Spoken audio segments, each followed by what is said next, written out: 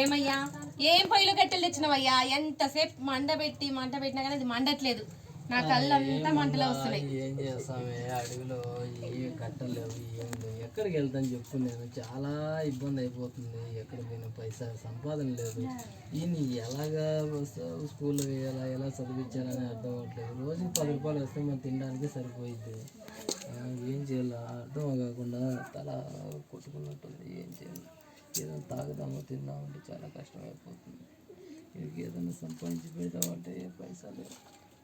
ఏం కాదులే అయ్యా, బాధపడకు. వచ్చిన 10 రూపాయలలో మన కొడుకు 1 రూపాయి ఏదో ఒకటి కొనిపిద్దాం. కొంటే వాడి కడుపు నిండా తింటాడు. మనం ఒక పూట తిని ఒక పూట తినకుండా ఉండి వాడిని చదివించి ఒక హీరో చేద్దాం మనం.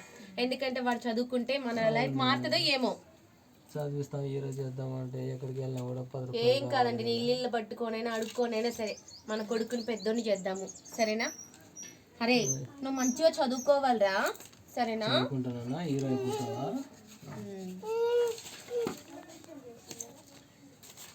సరేలే అయ్యా, మరి పూటకి కడుపు నిండా మంచినీళ్ళు తాగైనా మరి నేను చేపలు అమ్మకొస్తానికి వెళ్తాను, సరేనా?